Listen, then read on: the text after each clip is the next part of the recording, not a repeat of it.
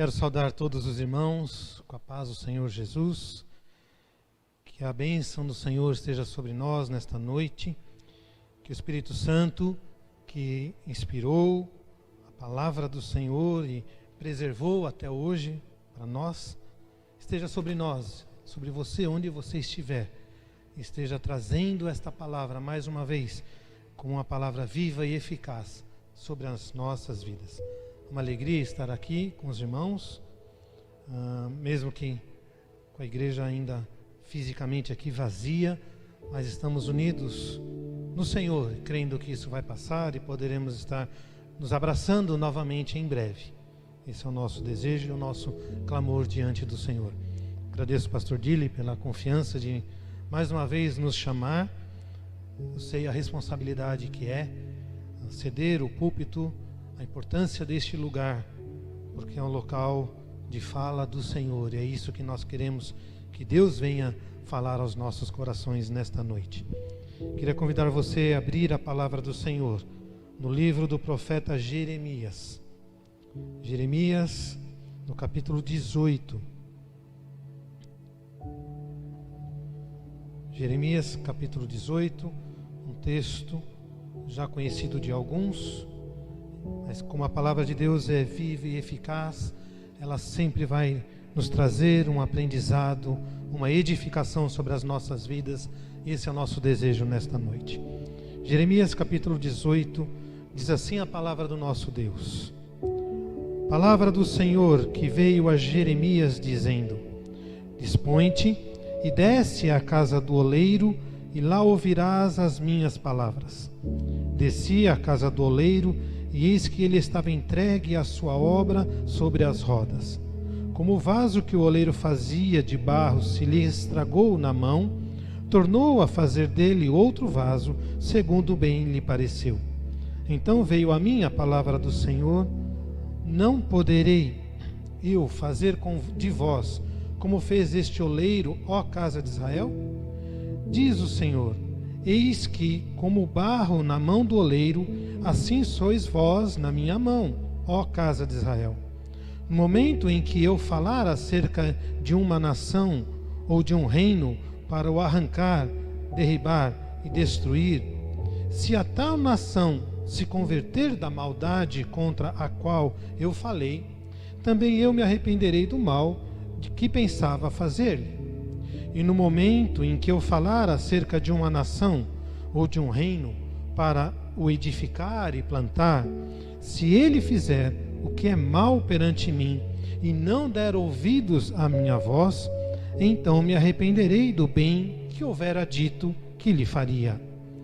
Ora, pois, fala agora aos homens de Judá e aos moradores de Jerusalém, dizendo: Assim diz o Senhor: Eis que estou forjando o mal e formo um plano contra vós outros. Convertei-vos, pois, agora, cada um do seu mau proceder, e emendai os vossos caminhos e as vossas ações. Mas eles dizem: Não há esperança, porque andaremos consoante os nossos projetos, e cada um fará segundo a dureza do seu coração maligno. Portanto, assim diz o Senhor: Perguntai agora entre os gentios sobre quem ouviu tal coisa. Coisa sobremaneira horrenda cometeu a Virgem de Israel. Acaso a neve deixará o Líbano, a rocha que se ergue na planície? Ou faltarão as águas que vêm de longe, frias e correntes? Contudo, todos os do meu povo se têm esquecido de mim, queimando incenso aos ídolos, que os fizeram tropeçar nos seus caminhos e nas veredas antigas, para que andassem por veredas não aterradas, para fazerem da sua terra um espanto e objeto de perpétuo assobio. Todo aquele que passar por ela se espantará e meneará a cabeça. Com vento oriental os espalharei diante do inimigo. Mostrar-lhes-ei as costas e não o rosto no dia da sua calamidade. Amados, o profeta Jeremias é conhecido e muitas vezes ou alguns falam até de forma irônica, o profeta chorão. Ele escreveu o livro de Lamentações, também inspirado pelo Senhor, e ele realmente foi alguém que sofreu, que chorou, que lamentou muito todo o sofrimento pelo qual o povo de Israel vinha passando. Jeremias viu Israel passar por 2 grandes invasões provocadas pela Babilônia. A primeira foi quando a Babilônia levou Ananias, Misael, Azarias e Daniel lá para a Babilônia. Depois a segunda vem e destrói os muros, porque o povo continuava rebelde. E Jeremias vem avisando o povo de que uma nova invasão e destruição viria sobre o povo.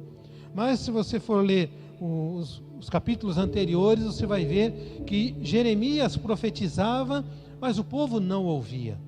Jeremias chorava por causa de todo o sofrimento daquele povo, mas o povo não ouvia. Você deve ter percebido, ou estar percebendo, que os nossos dias atuais, as pessoas não querem mais ouvir. Todo mundo quer falar, todo mundo tem algo para falar, mas poucos querem ouvir. E nessa ação de poucos quererem ouvir, poucos querem ouvir também acerca de Deus. Deus está faltando, ausente na fala de muitas pessoas, inclusive de pessoas da igreja. Está muito fácil a gente reclamar de governos, a gente reclamar de situações, a gente reclamar da saúde, reclamar da Covid, reclamar de muitas coisas. E muitos também estão reclamando até de Deus. Mas a palavra de Deus, o agir de Deus, a vontade de Deus não está tão presente assim na fala da igreja, no sentimento da igreja. Se nós formos olhar toda a situação do mundo com os olhos de Deus, certamente nós vamos ter um comportamento, uma postura diferente diante de tudo que tem acontecido. O Senhor nosso Deus sabe o que está fazendo. E apesar do povo não estar ouvindo o que Jeremias falava, Jeremias insistia. Jeremias continuava anunciando a palavra de Deus. E assim devemos nós também anunciarmos a palavra de Deus. E este texto, o Senhor veio falar especialmente, exclusivamente para Jeremias, para tratar esse sentimento no coração de Jeremias, de dor, de angústia, por falar a palavra de Deus ao povo, e o povo não está ouvindo. Por isso Deus chama Jeremias e fala para Jeremias: Jeremias, vai até a casa do oleiro e lá ouvirás as minhas palavras, as palavras que Deus tinha para ele, para Jeremias. Você que é filho de Deus, que tem procurado falar de Deus diante de toda essa situação que está acontecendo no mundo, essa palavra também é para você. Também é para você que está sofrendo, que está chorando e com angústia por causa de tudo que está acontecendo no mundo, e ainda a despeito de tudo isso, as pessoas não estão se curvando, não estão se rendendo a Deus. Essa palavra também é para você. Deus ordenou a Jeremias, para Jeremias ir até a casa do oleiro. Deus queria mostrar para Jeremias, não apenas com palavras, mas com algo bem visível e marcante à mente de Jeremias, o que estava acontecendo. E Jeremias desce até a casa do oleiro e chega ali, ele vê que havia um oleiro que estava entregue à sua obra, movendo aquela roda e moldando um vaso. Interessante é que aqui no verso 4 diz: como o vaso, está chamando aquela obra de vaso. No entanto, qualquer oleiro chegaria e diria: mas isso ainda não é um vaso, isso é só argila, argila sendo moldada. Para aquilo se tornar um vaso, precisa primeiro ter tomado uma forma definitiva de vaso e sair daquela roda em perfeito estado e ser colocado no forno, passar pelo fogo, e depois de um tempo sendo aprovado pelo fogo, porque tem vaso que racha no fogo, sendo aprovado pelo fogo, saindo daquele fogo que foi queimado, aquele barro, saindo daquele fogo em forma de vaso, ele ainda seria pintado, adornado, aí sim ele seria um vaso. Apesar do texto estar citando o vaso, ele está falando de um vaso como uma perspectiva futura, olhando o que aquela obra iria se tornar. Ela seria um vaso, mas ainda não era um vaso. A palavra de Deus diz que o Senhor começou uma boa obra em cada um de nós. O Senhor está fazendo uma obra, está nos amoldando como esse vaso. Nós ainda não somos vaso pronto. Nós ainda carecemos do trato do Senhor. E o Senhor sabe que muitas vezes, nesse trato dele conosco, a gente, como diz aqui o vaso, aquele vaso, verso 4, como o vaso que o oleiro fazia de barro, se lhe estragou. Não foi o oleiro que errou ao fazer o vaso. Não foi o oleiro que fez errado o vaso. Foi o vaso que se estragou. Diante das circunstâncias da vida, cada um de nós tem reações diferentes. Diante do que Deus vem fazendo na nossa vida, cada um de nós tem reação diferente. E essa nossa reação, muitas vezes, nos deforma, nos faz ficar pior do que estávamos. A gente retrocede na nossa caminhada, na nossa experiência com Deus, na nossa comunhão com o Senhor. E porque a gente retrocedeu, porque ficamos pior do que antes, a única solução é desfazer, como diz o texto, desfazer e fazer de novo. O oleiro desfaz o vaso e volta a amoldar. Veja a paciência que Deus tem. Deus olha para nós e quando vê que nós nos desfizemos, nos desmanchamos, nós estragamos, o Senhor vem e nos restaura. O Senhor vem e nos refaz. O Senhor vem e nos regenera. O oleiro jamais erra. O oleiro sabe o que ele espera de nós, sabe como nós vamos ser lá no final. Ele já está vendo o vaso pronto, mas nós ainda estamos sendo amoldados. Muitas vezes a gente se quebra porque a gente acha que já está pronto. A gente olha para tudo e acha que é muito forte, acha que é muito poderoso, acha que sabe tudo. Tem muita gente que é um vaso informe, mas já acha que é um vaso pronto. Muitas vezes pisa nos outros, muitas vezes despreza os outros, muitas vezes é soberbo no seu agir e no seu falar. Esquece a humildade. E o Senhor quer o coração quebrantado e humilde. E esse achar que é um vaso, é um defeito que precisa ser corrigido.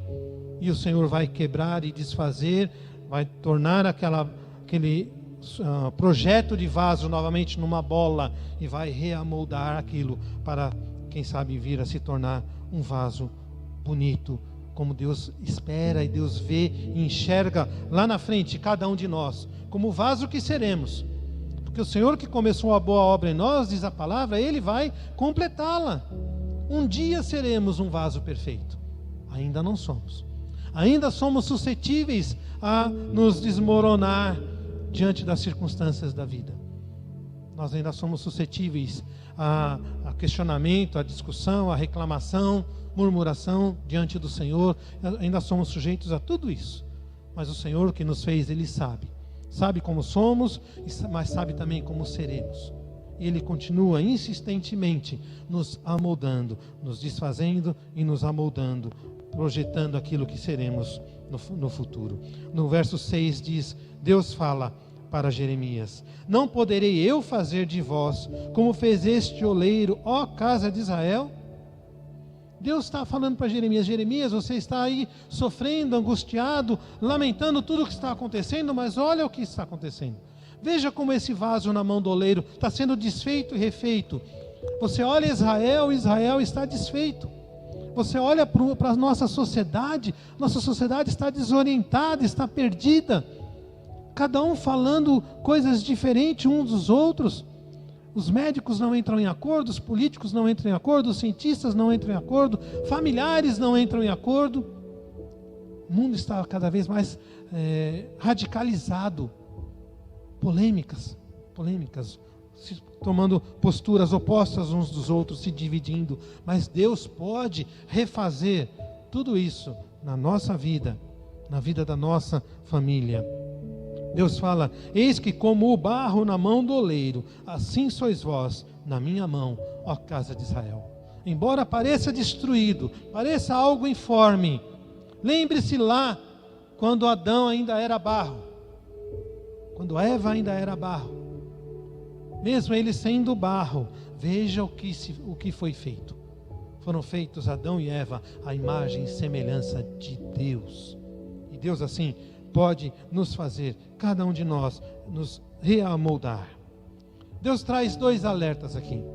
No verso 7 e 8 ele fala: no momento em que eu falar acerca de uma nação ou de um reino que eu vou destruir, arrancar e derribar, se eu anunciar isso, mas tal nação se converter da maldade contra a qual eu falei, também eu me arrependerei. Aqui 2 vezes aparece essa palavra, Deus dizendo eu me arrependerei, e Deus não se arrepende.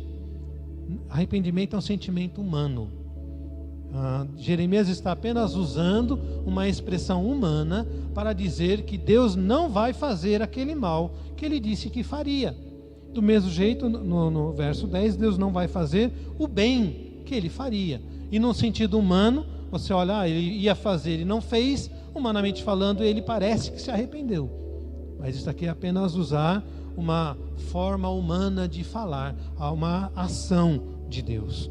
Deus não se arrepende porque Deus sabe qual vai ser o resultado daquela ação. Deus sabe como cada um de nós vai reagir. Deus sabe se vão aceitar ou não a exortação e a disciplina do Senhor. Ele apenas está falando que se o povo se converter, vai mudar. Se o povo que se chama pelo meu nome se humilhar, orar e me buscar, eu o ouvirei do céu, derramarei bênçãos sem medidas. Então veja que Deus está dizendo aqui como é que ele vai agir. Se ele diz que vai fazer o mal e o povo se arrepende, ele não vai fazer o mal. Por outro lado, se ele fala que vai abençoar, vai edificar, vai plantar, mas o povo se torna desobediente, da mesma forma Deus não vai plantar, edificar e abençoar aquela nação, aquele reino. Deus vai retirar a bênção que ele tinha prometido, porque o povo se tornou rebelde. Quer a bênção do Senhor? Deuteronômio 30 é muito claro: escolhe, pois, a vida para que viva, e aí você estará debaixo da bênção do Senhor. O verso 11 fala: ora pois, fala agora aos homens de Judá e aos moradores de Jerusalém, dizendo: assim diz o Senhor, eis que estou forjando mal. E aqui, infelizmente, essa palavra foi não muito bem colocada aqui, porque ela no original não é um mal de maldade, mas traz a ideia de desgraça. Antes o povo estava debaixo da graça do Senhor, protegido, crescendo, prosperando, e agora vai estar debaixo da desgraça. Deus vai retirar a sua graça. Então Deus está forjando contra eles uma desgraça, uma dificuldade, uma tormenta, uma calamidade. E quando a gente olha para o mundo, é visível que o mundo está debaixo de uma calamidade. A grande questão é como é que cada um de nós, seres humanos, vamos reagir diante dessa calamidade. Ora, para que haja calamidade, basta que o Senhor retire a graça. Porque nós somente não somos destruídos, segundo a palavra do Senhor, por causa das misericórdias. Profeta Jeremias: as misericórdias do Senhor são a causa de não sermos consumidos, porque as suas misericórdias renovam-se a cada manhã. Se Deus decidir amanhã não renovar a sua misericórdia, qual vai ser o resultado? Desgraça, sofrimento, destruição. E é isso que esse texto está falando. Deus está tirando de sobre Israel, forjando para Israel a desgraça, a ausência da graça.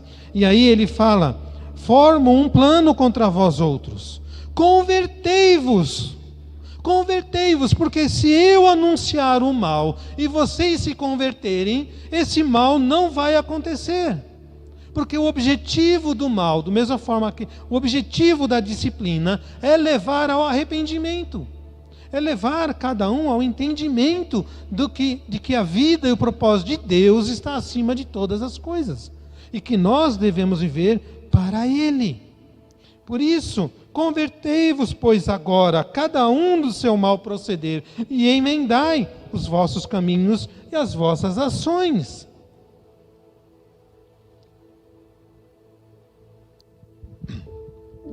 Não há dúvida de que todo o mal que acontece no mundo é resultado do pecado que corrompeu toda a raça humana, toda a natureza. E por causa desse pecado que corrompeu, todo esse mal vem sobre nós. E nós não escapamos, atinge crentes e não crentes. Quando Israel foi destruído, havia crentes fiéis ali. Isaías, Misael, Azarias, Daniel e muitos outros eram fiéis a Deus. Mesmo assim, eles sofreram todas as consequências daquela calamidade, daquela destruição. Do mesmo jeito nós estamos no mundo nós vamos ter aflições. O mundo está passando por uma grande calamidade e isso atinge a todos nós, inclusive nós, povo de Deus. Mas nós, como povo de Deus, além de nós buscarmos mais a Deus, nós devemos levar aqueles nossos conhecidos a entenderem o agir de Deus, a entenderem o plano de Deus, a entenderem que Deus quer de cada um deles que se convertam do seu mau proceder. Temos de agir com rapidez, temos de falar com rapidez acerca de Deus para essas pessoas. Está cada vez mais evidente que a gente não tem certeza nenhuma de que estaremos vivos no final do ano, no mês que vem. Alguém que estava bem agora, de repente cai doente e daqui uma semana está entubado e partiu.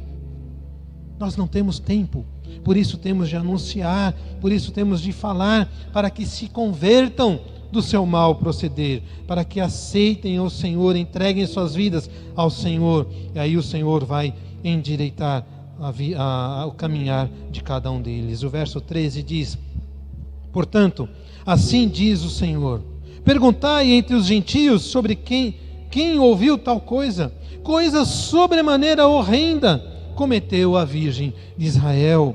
Coisa sobremaneira horrenda tem cometido a igreja.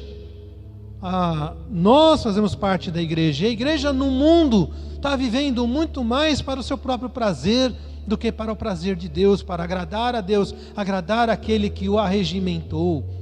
Nós temos vivido olhando para a nossa vida aqui na terra, conquistando coisas aqui na terra, e não para Deus. Nós temos vivido achando que tudo que temos é nosso, é meu.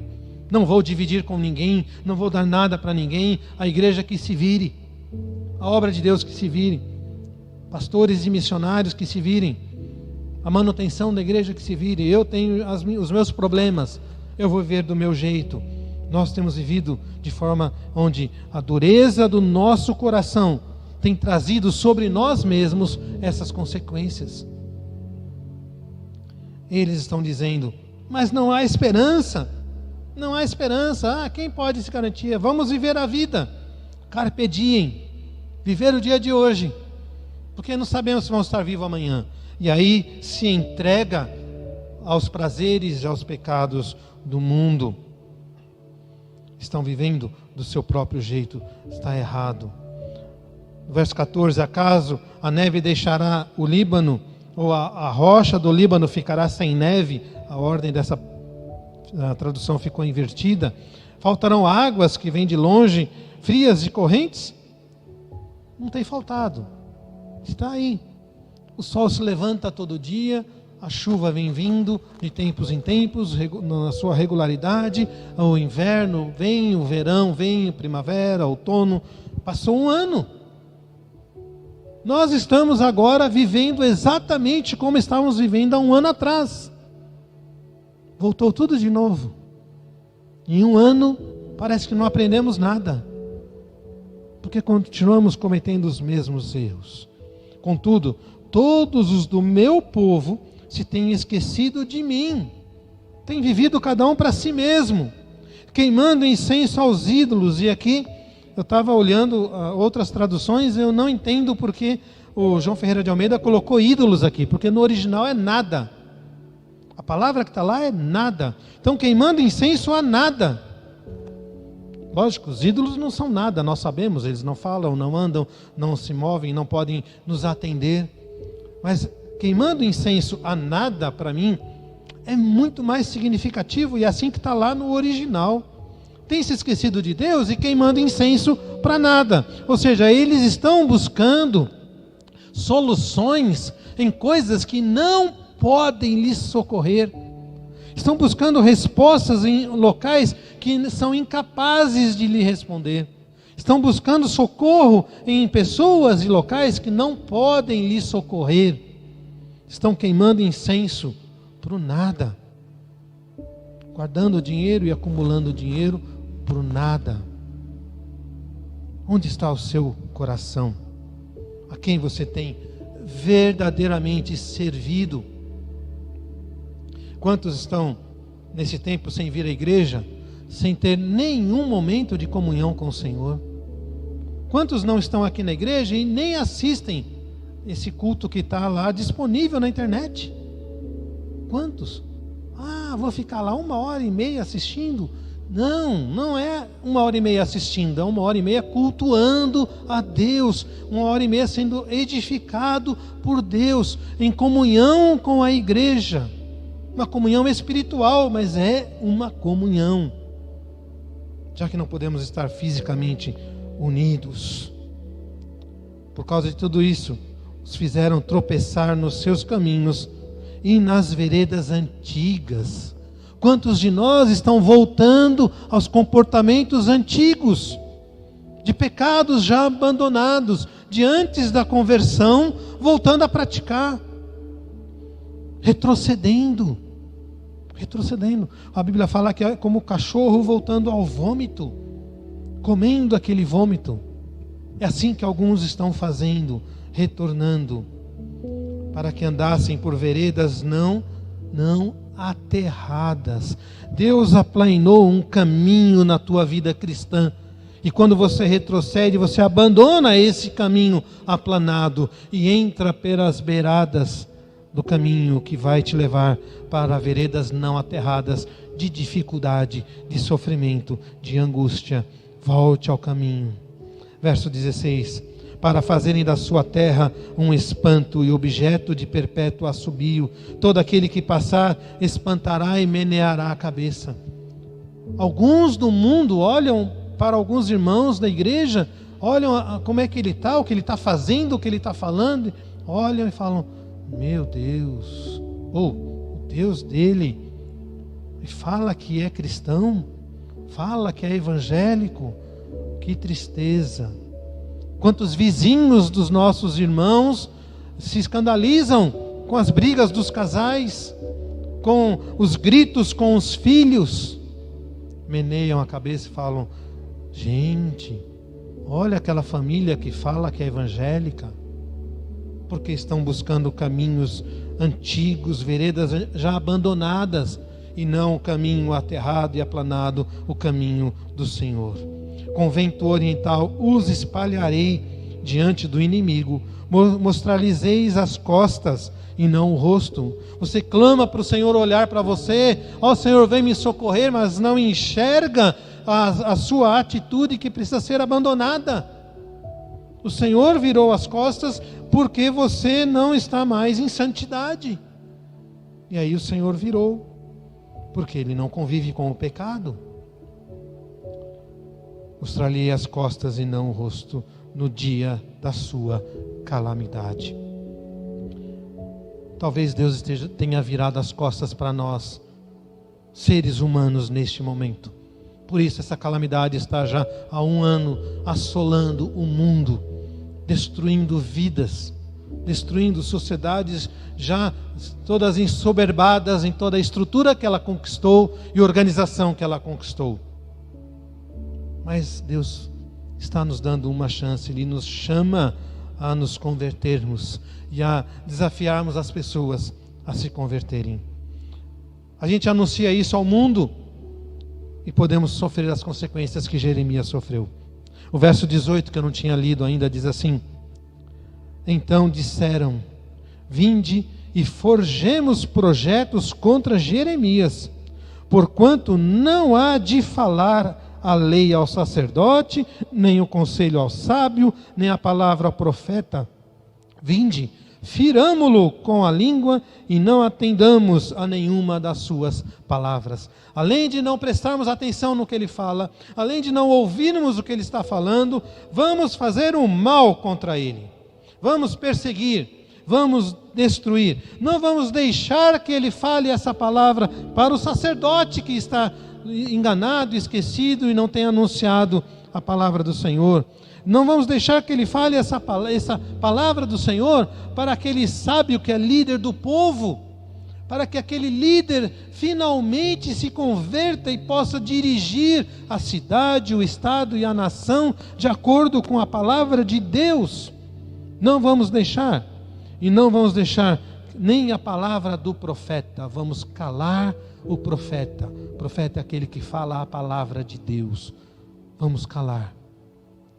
O governo pode fechar as portas da igreja, mas se nós insistirmos em vivermos o Evangelho, vivermos a palavra de Deus nunca vai estar impedida de continuar sendo espalhada.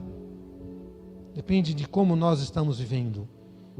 Onde nós estamos sendo igreja, e nós estamos sendo povo de Deus, e estamos levando a palavra do Senhor. Deus está nos amoldando.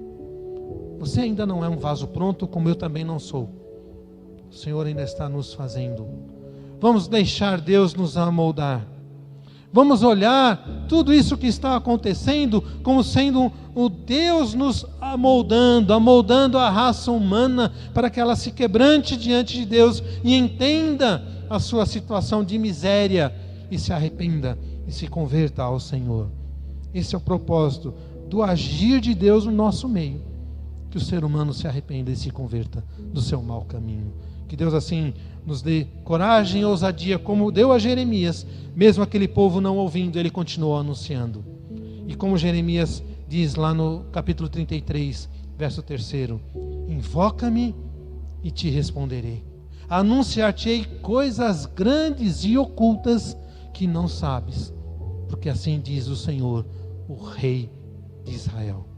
Busca ao Senhor, e coisas grandes e ocultas que você ainda não sabe lhe serão reveladas, anunciadas, e você verá a sua vida sendo edificada. E um dia seremos um vaso perfeito, bonito e todo ornamentado pelo Senhor, para a honra e glória do nosso Deus. Amém.